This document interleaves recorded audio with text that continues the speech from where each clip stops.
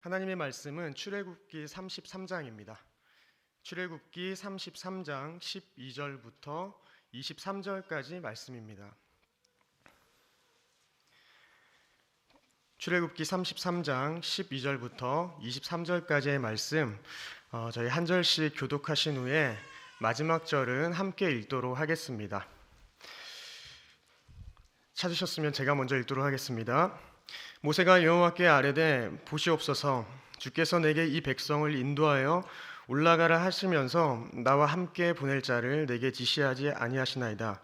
주께서 전에 말씀하시기를 나는 이름으로도 너를 알고 너도 내 앞에 은총을 입었다 하셨사온즉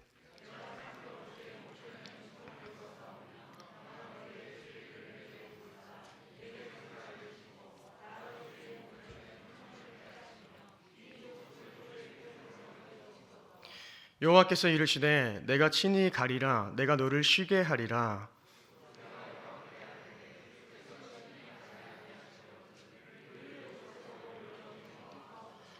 나와 주의 백성이 주의 목전에 은총 입은 줄을 무엇으로 알리이까?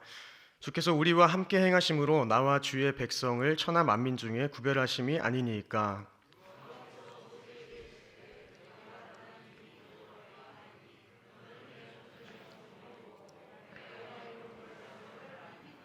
모세가 이르되 원하건대 주의 영광을 내게 보이소서.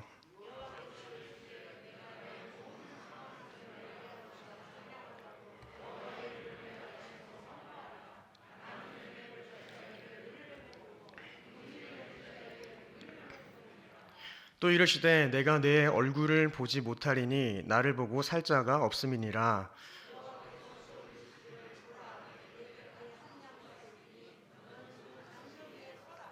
내 영광이 지나갈 때에 내가 너를 반석 틈에 두고 내가 지나도록 내 손으로 너를 덮었다가 손을 거두리니 내가 내 등을 볼 것이요 얼굴을 보지 못하리라. 아멘. 오늘 말씀의 제목은 맛보아 아는 자의 갈망입니다. 오늘 하나님의 이 말씀을 통하여서 저희가 그의 말씀을 또한 맛보아 알고 또한 주님을 바라보면서 은혜를 경험하는 저희들 되기를 소망합니다. 성도 여러분, 이 출애굽기 33장은 모세가 기도하는 내용을 이렇게 다루고 있습니다. 그렇다면 모세는 이 33장에서 왜 기도하고 있을까요? 오늘 본문을 이해하기 위해서는 이 32장의 내용을 조금 살펴보는 것이 좋을 것 같습니다. 32장에 이 아론이 여호와 하나님을 이 송아지 형상으로 제작했던 이야기가 등장하고 있습니다. 저희가 잘 알고 있듯이 이것은 어떻습니까? 명백하게 제2계명을 위반한 것입니다. 10계명 제2계명은 분명하게 새긴 우상을 만들지 말고 그리고 그 만든 우상에게도 절하지 말라고 그렇게 기록하고 있습니다. 그런데 이들은 그것을 어긴 것이죠. 그런데도 그들은 하나님께서 이렇게 경고하고 10계명을 주시면서 그것을 지키라고 하신 그 말씀을 지키지 않고 2계명을 이렇게 범했던 것입니다. 그렇다면 성도 여러분, 이 이스라엘이 2계명을 범한 이유가 무엇일까요? 그 이유는 1절에 있습니다. 백성들은 모세가 산에서 내려옴을 더딤을 보고 아론에게 이렇게 말합니다. 눈에 보이는 신을 만들어 달라는 것입니다. 우리를 위하여서 우리를 인도할 신을 만들어 달라는 것입니다. 이스라엘 백성들은 하나님을 위해서 자신들이 존재하는 것이 아니라 자신들을 위해서 하나님이 존재했던 것으로 여겼던 것 같습니다. 사실 이러한 모습들은 사실 타락한 모든 인간에게 나타나는 모습이지 않습니까? 나아가서 우리의 모습이고 저희 개인의 모습이기도 합니다. 저희들도 마찬가지죠. 내가 하나님을 위하여 존재하는 것이 아니라 하나님이 나의 유익을 위해서 나의 유익과 간구를 그저 돕는 자로 여길 때가 있는 것이죠. 여하튼 그래서 그들은 하나님을 인간을 위하여 일하는 가축의 형상으로 제작했습니다. 그리고 이 죄악 가운데 하나님은 노하셨습니다. 여러분, 만약 그들이 하나님을 올바르게 이렇게 예배하자고 했다면은, 그런 마음을 가지고 있었다면 그들은 이렇게 형상을 만들어서 하나님께 예배했을 것이 아니라 해막 가운데 거하신 하나님의 임재 안에 거했을 것입니다. 이 사건 이후에 이스라엘 백성들을 향한 이 모세의 중보가 나오고 있습니다. 그리고 오늘 본문인 이 33장이 등장하는 것이죠. 자, 이 33장 1절은 어떻게 시작합니까? 여호와께서 모세에게 이렇게 말씀을 하시는데 하나님은 모세에게 예정대로 백성들을 인도하여 가나안 땅으로 들어가라고 말씀하고 계십니다. 아마도 앞장에서 이 모세가 드린 중보 기도를 받으셔가지고 그들이 이스라엘 백성들이 주님의 형상을 만들고 절했던 그 죄악을 아마 사하여 주시고 그들의 잘못된 것을 그냥 용서해 주신 것으로 보여지기도 합니다. 하지만 더 명확한 이유는 그들 선조와의 약속 때문일 것입니다. 이렇게 언약에 충실하신 하나님은 이 사자를 통하여서 이렇게 말씀하십니다. 이스라엘에게 가나안 땅을 주겠지만 당신께서 직접 이스라엘과 동행하지는 않겠다라고 이렇게 선포하신 것이죠. 출애굽기 33장 3절을 한번 보시면 나는 너희와 함께 올라가지 아니하리니라고 기록합니다. 여기에서 우리는 하나님이 뭔가 마음이 되게 좁으시다 이렇게 이해할 수도 있지만 사실 그렇지 않습니다. 하나님은 오히려 그들을 위해서 이러한 행동을 행하신 것입니다. 이것이 무슨 말씀이냐면 그들을 위한다는 것은 혹시 거룩하신 하나님과 함께 있음을 통하여서 그들이 죽게 될까봐 그것을 염려하셔서 그들을 보호하시고자 함께 하시지 않겠다는 것을 이야기하신 것이죠. 이렇게 하나님은 놀랍게도 이렇게 진노하는 그 가운데에도 은혜를 베푸시는 분이라는 것을 저희는 기억해야 합니다. 거룩하신 하나님의 임재가 그들을 멸절시키지 않도록 이렇게 보호해 가시고 있는 것입니다. 사실 이것은 저희에게도 은혜가 됩니다. 왜 그렇습니까? 저희는 삶 가운데 하나님께서 기뻐하는 삶만으로 나아갈 수 없는데 하나님께서 그런 저희들까지 받아주시고 구하고 찾는 자의 음성을 듣는다는 것입니다. 그러한 것을 잘 기억하시면서 오늘 본문 함께 살펴보았으면 좋겠습니다. 자, 이런 배경 안에서 이 본문 12절의 이 모세는 또다시 이스라엘 백성을 위해서 여호와께 간청하고 있습니다. 그런데 참 이상한 것은 이전의 내용들을 보니까 이 떠났던 구름 기둥이 해막 문 앞에 내렸고 그리고 모세는 하나님과 친구처럼 이미 대화하게 되었었습니다. 그런데 모세는 계속 이렇게 오늘 본문에서 기도하고 있는 것이죠. 그럼 왜 이렇게 계속 지속적으로 기도하고 있을까요? 모세는 무엇을 더 원했기에 기도하고 있는 것일까요? 모세는 주님께서 저의 이름을 불러주실 만큼 저를 잘 아시고 그리고 또 저에게 큰 은총을 베푸신다고 말씀하셨으니까 그 근거로 13절과 같이 주님의 길을 알려달라고 이렇게 요청하고 있는 것입니다. 그리고 주님께서 이 백성을 주님의 백성으로 선택하셨음을 기억하여 달라고 그 확증이 필요한 그 뭔가를 보여달라고 지금 고백하고 있는 것입니다.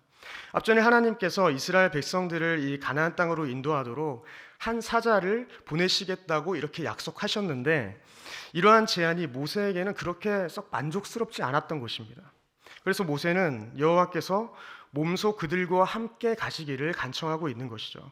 15절을 보니까 주께서 친히 가지 아니하시려거든 우리를 이곳에서 올려 보내지 마옵소서라고 고백하는 것이죠. 그런데 참으로 그렇습니다. 저희도 그렇고 이스라엘 백성들도 마찬가지입니다. 약속의 땅에 들어갈 수는 있겠지만 주님이 함께하지 않는다면 아무 소용이 없는 것이죠. 저희가 이 땅에 살아가면서 무엇인가를 할 때에도 마찬가지입니다. 주님 없이 그 땅에 간들, 주님 없이 저희가 무엇인가를 이룬들 그것은 아무런 의미가 없다는 것입니다. 그러니 모세는 15절에 공동체를 위하여서 구하는 것입니다. 주님 꼭 함께 가여 주십시오. 나와 함께 가십시오. 이렇게 고백하는 것입니다. 그리고 16절에 주님께서 자신들과 함께 하심으로 이 모세 자신과 주의 백성들이 천하 만민 중에 구별되었음을 보여달라는 것입니다. 확실하게 이제 해달라는 것이죠. 그래서 16절에 나와 주의 백성이 주의 목전에 은총 입은 줄을 무엇으로 알리이까 이렇게 기록합니다. 그리고 이것은 주님 정확한 증거, 더 큰 증거를 보여달라는 것인데 17절에 내가 말하는 이 일도 내가 하리니 그러니까 너가 부탁하고 간청한 그것들을 내가 다 들어주겠다 이렇게 기록하는 것이죠. 참 모세가 집요하죠. 이렇게 끝까지 주님께 매달리는 모습을 보면요. 사실 이스라엘이 구별되어 선택된 것도 그들의 의가 아니라 은혜였지 않습니까? 주님께서 먼저 찾아오셔서 소유 삼아 주셨기 때문에 그들은 주의 백성, 그의 자녀가 된 것이었습니다. 또한 주님의 임재가 없다면 그들의 그 구별됨을 보일 것이 전혀 없는 것이죠. 이렇게 끈질긴 모세의 간구에 하나님은 이스라엘의 앞길에 천사만 보낼 것이 아니라 자신이 직접 이들과 함께 하실 것을 약속하십니다.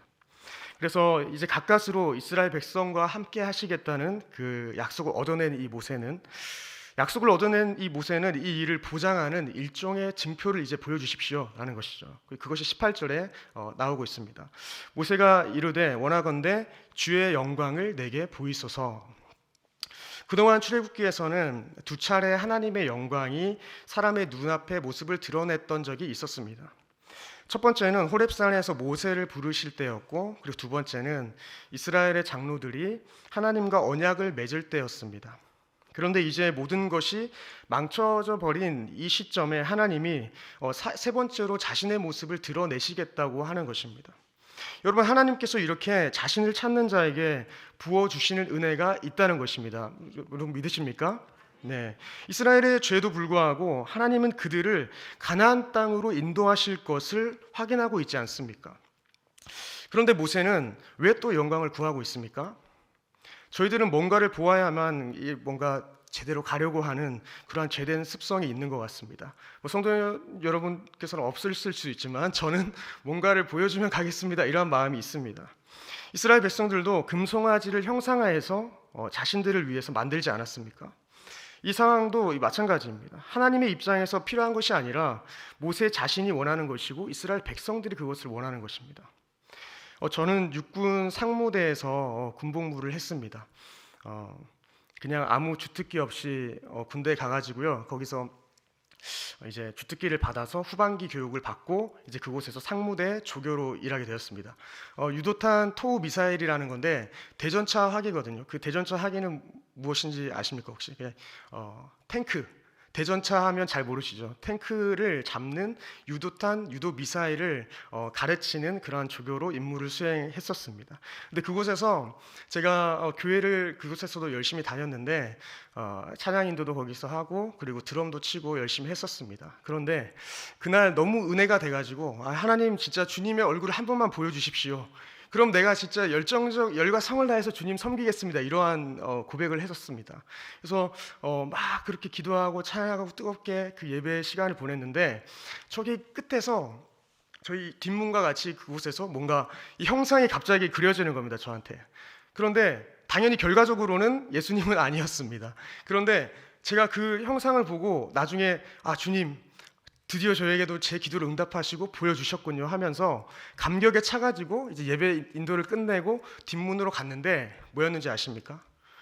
그곳에 있었던 것은 이제 예수님 형상의 스티커였습니다. 네. 그전에는 제가 보지 못했지만 너무 사모함을 가지고 제가 세상을 바라보다 보니까 안 보였던 그 예수님의 스티커가 그곳에 딱 붙어 있는 겁니다. 그래서 제가 허무하게 역시 주님은 볼 수 없는 분이구나 이렇게 하고 그 사건을 종결짓는 일이 있었습니다. 자, 이와 비슷하게 모세도 주님의 영광을 보여주시면 내가 더 담대하게 주님 나아가겠습니다. 뭐 이런 고백 아니었겠습니까?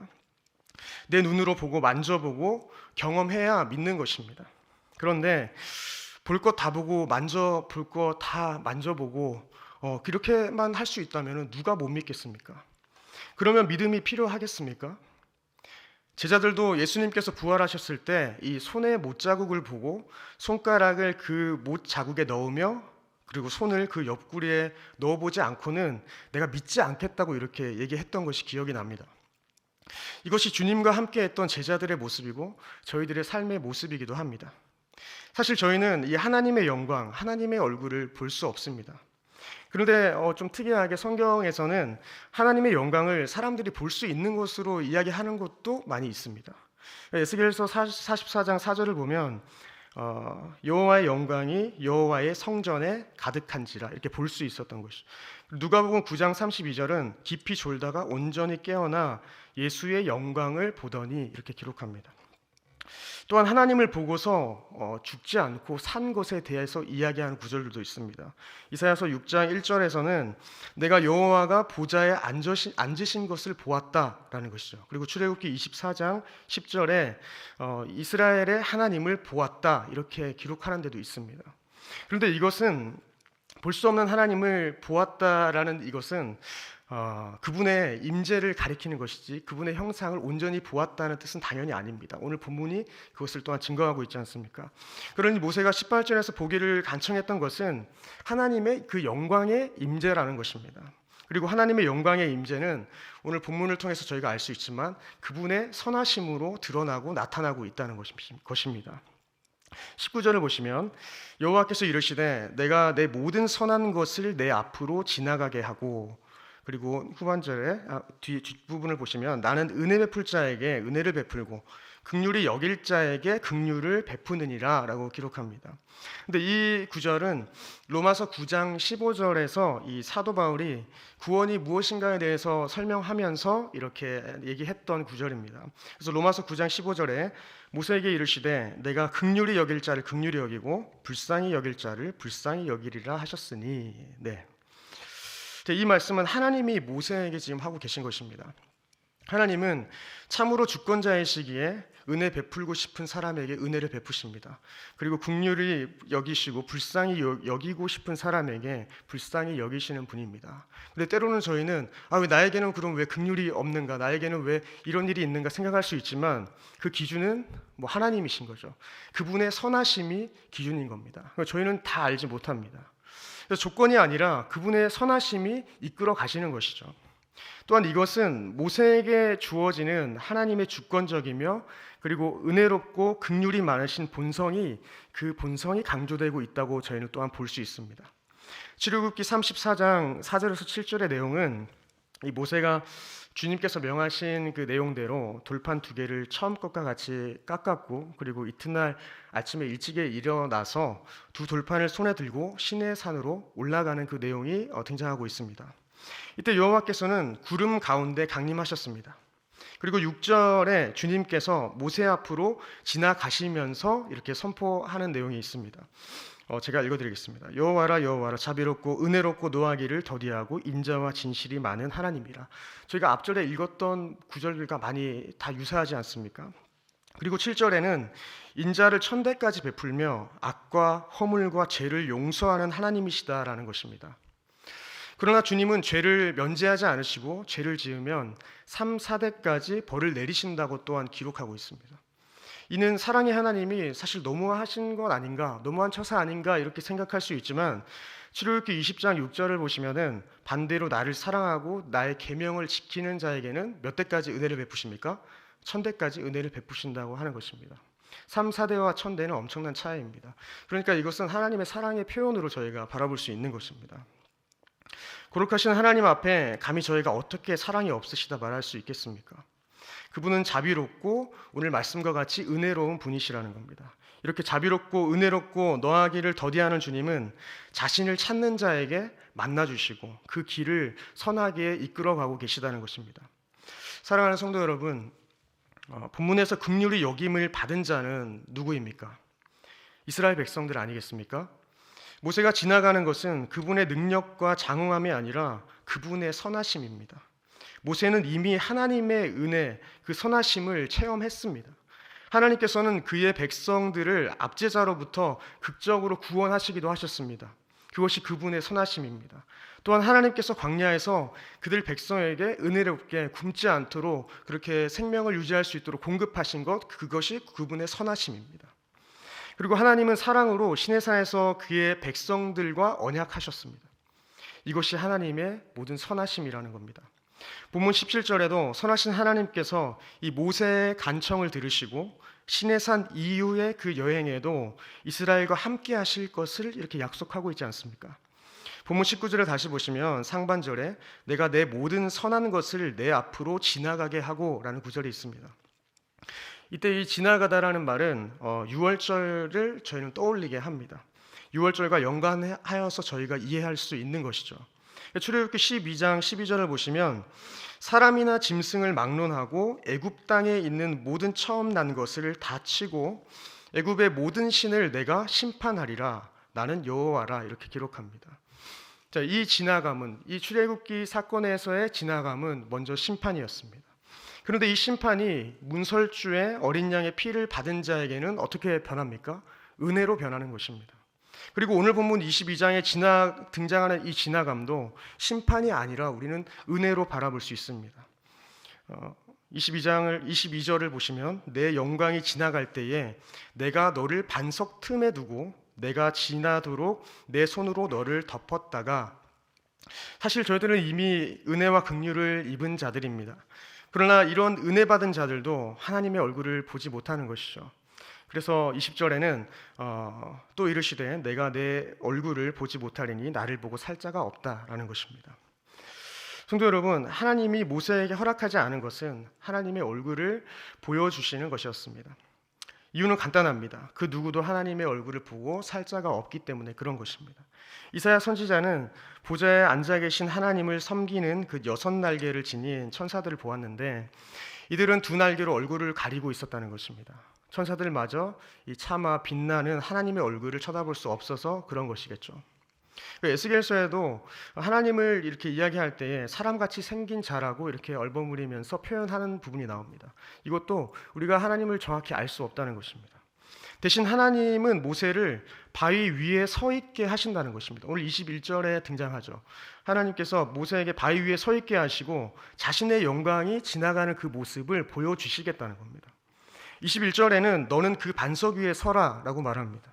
성경에서 그런데 이 반석은 하나님을 가리키는 말로 사용되기도 합니다.